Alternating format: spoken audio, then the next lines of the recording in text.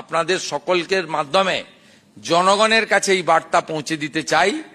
3 দিন প্রত্যেকটা ব্লকে এবং মিউনিসিপ্যালিটিতে, বড় ব্লকে 2 জায়গায়, ছোট ব্লকে 1 জায়গায়, বড় মিউনিসিপ্যালিটিতে 2 জায়গায়, ছোট মিউনিসিপ্যালিটিতে 1 জায়গায়, কলকাতা কর্পোরেশনের ক্ষেত্রে প্রত্যেকটি বড়োতে আমাদের জনকল্যাণ শিবির হচ্ছে 15, 16, 17, 3 দিন ব্যাপী। সেখানে ভারত সরকার মাননীয় প্রধানমন্ত্রীর নেতৃত্বে এবং রাজ্য সরকার একযোগে কি কি পরিষেবা জনগণকে দিতে পারে সেটা আমরা জনকল্যাণ শিবিরের মাধ্যমে করব।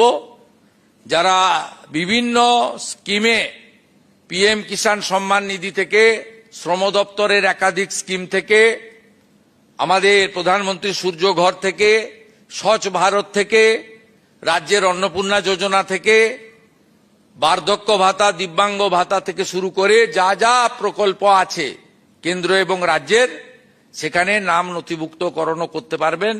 এবং সেই কর্মসূচির ক্ষেত্রে আমরা বিস্তারিতভাবে তাদেরকে জানানোরও ব্যবস্থা নিয়েছি। আপনাদের সকলকের মাধ্যমে জনগণের কাছে এই বার্তা পৌঁছে দিতে চাই, যাতে জনগণের অংশগ্রহণ হয়। 208টি কেন্দ্রে আমরা জিতেছিলাম, 1টি কেন্দ্র আমাকে ছাড়তে হয়েছে, 207-এ আমরা আছি।